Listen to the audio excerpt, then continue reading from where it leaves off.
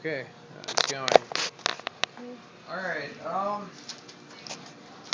just leave that on the whole time. Try to get me in in the shot most of the time. Alright, so this is this is Devin's tutorial on how to wax and scrape a snowboard. Okay, so what we've got is our ingredients here. A snowboard, which is this. You need two platforms to set each end of the board on, so you can balance the board and make sure they're strong platforms so the board doesn't wiggle and wobble too much when they're setting on it. You need obviously you need the wax, this stuff right here. You need at least one scraper, preferably plastic. If you like the board to go faster, if you like the wax smoother, after you use the plastic scraper, you use the metal scraper. And then after you're done with both of those, you brush it off. So right now we're just waiting for the iron to heat up here, get hot, and then we're gonna put the wax on. But before you do this, you want to make sure the base of the board is clean and wiped off, smoothed off here. So whatever dust or hair or whatever's sticking to the base of the board, you're gonna wipe off. You're gonna want to wipe. Are you getting my whole body in the picture? Mhm. Okay. So yeah, you're gonna wipe all that stuff off and make sure there's nothing sticking to the bottom. You want to wax your board about every 5 times you ride. If you do it more often than that, that's okay, that's fine.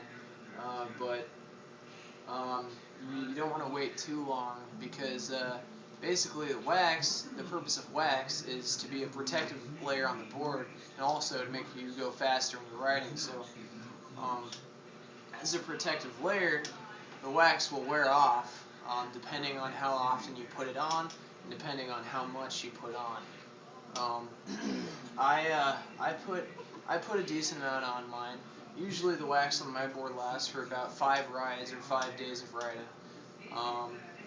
Maybe it could last longer, but I like to do it at least once every 3 or 4 times. Generally though, maximum is like 5 times. Um, so yeah, I've got an Ever Summer Evo here. It's a pretty kick-ass board. I stickered it out. I've got a bunch of stuff on it, but it's a little dirty on the top sheet. But so far, it's a good board. This is another video. I'll probably review this board in another video. But it's a nice board. So, but yeah. So I'm sure after all this talking, the iron is hot by now. So we're gonna. Oh yeah, that's that's hot. That's a little hotter. All right. All right. So let's start putting this wax on. All right. So basically, there are a few different ways to wax. With a wax, you can either not iron the wax, you can either not melt the wax. You can just apply it directly by um, basically brushing it onto the board like this. Like that, just kind of dragging the wax along the board. You can apply it like that, or you can use an iron and you can melt the wax. See that smoke coming off the iron? That's because I just waxed my friend's board. So basically, what you do, what I do, is and not a lot of people do this. A lot of people actually melt the wax on the iron and have it drip, just like this, onto onto the base, but you don't want to do that because one, it wastes wax, and two, it can damage your base in the long run. So, because that hot wax can leave indents in the base, and you don't want to do that. You don't want that to happen. So, this is the way I do it. Not the way most people do it, but this is the way I recommend it. Just take the wax and apply it just like this. melt it on the iron. Apply it just like that.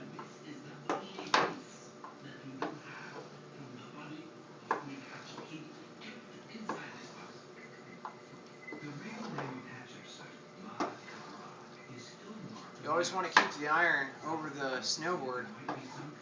If you're barefooted, this stuff can hurt if it hits your foot.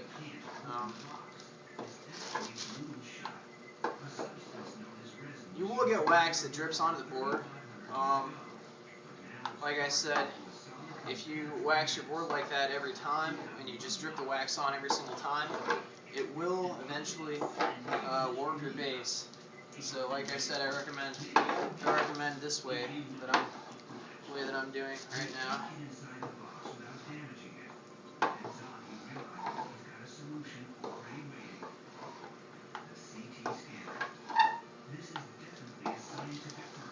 And make sure you apply enough near the edges, because when you're riding, most people spend about 80 to 90% of their time riding on their edges.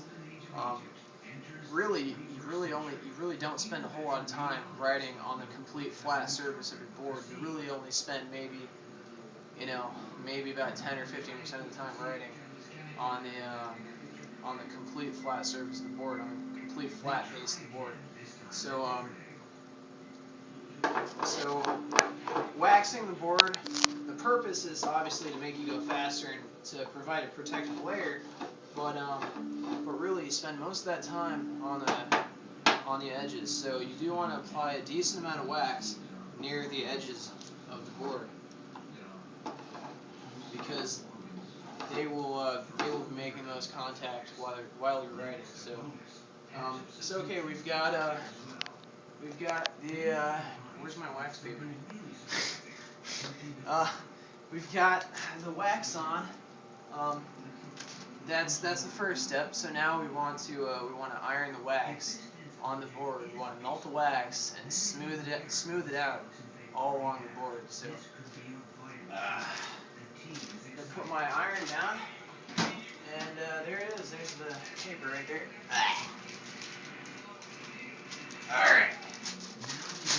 All right. So it's dirty. That's okay though. No, actually, it's not dirty. So yeah, you don't need wax paper, but it'd probably be, I think it's a good idea. You don't need it, but that's just how I do it. Basically, what the wax paper will do is it will provide a layer in between the iron and the base, so that if you leave the iron on the base of the board long enough, it won't directly burn the base. But yeah, so here's me just this is the next step after you apply the wax, is just to melt it out and to smooth it out all along the base of the board.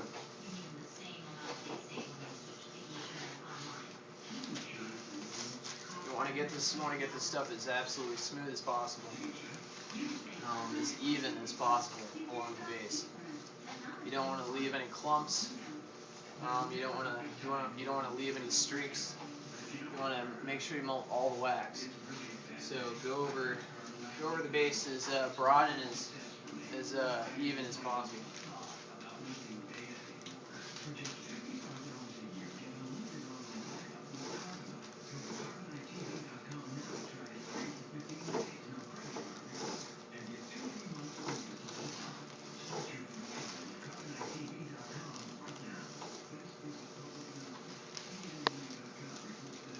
Make sure you melt it near the edges as best you can.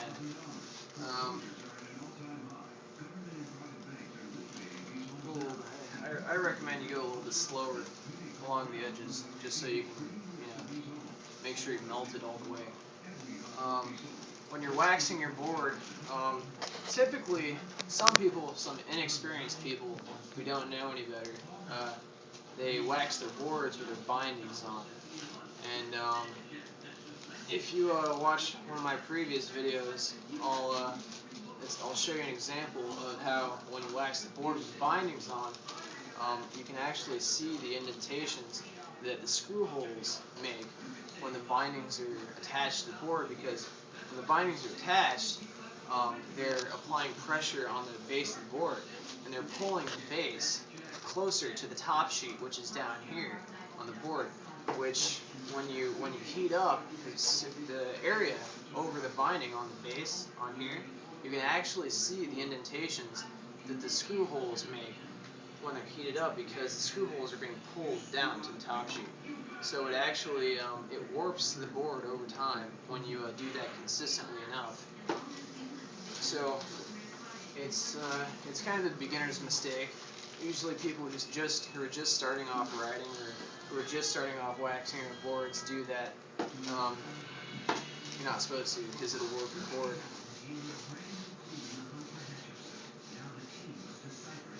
So you want to just apply this wax as evenly as possible.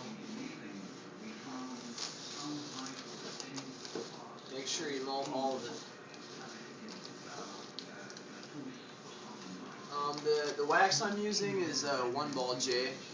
They make good wax. Actually, it's GNU banana wax. But you can buy other waxes too. There's Decine makes wax. They make all temperature wax. They make cold, hot wax. A couple others. I don't know if Burton makes wax. I'm not sure about that. There are quite a few waxes on the market. Magic Go-Go makes wax, and that's not bad wax. It's pretty good wax. I think I'd recommend 1-Ball-J though, over all of those. Or Decine. I know Decine's pretty solid, so. As far as their wax goes.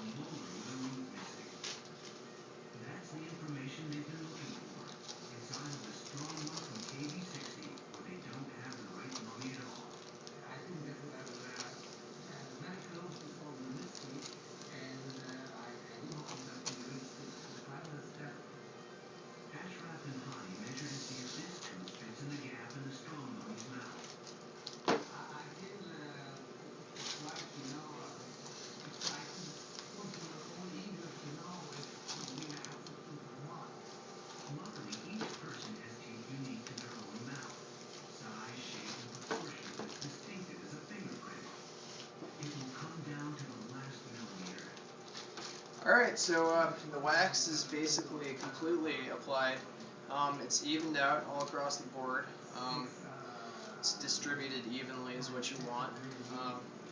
One way to tell if it's even is to check it right after you apply the wax. And if you see a lot of streaks, then you know it's not applied evenly. So if you see too many streaks, then you want to go over it again.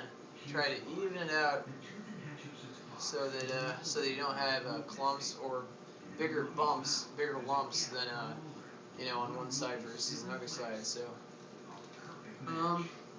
looks like I did a pretty good job. So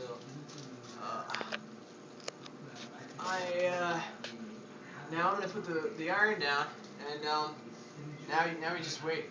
You wait about 10, maybe 15 minutes, maybe 20 if you just want to make sure it all dries down and cools off before you scrape. So that is the first half of this tutorial on how to wax your board. So continue viewing. You can turn it off now. No, press the red button. Press the square.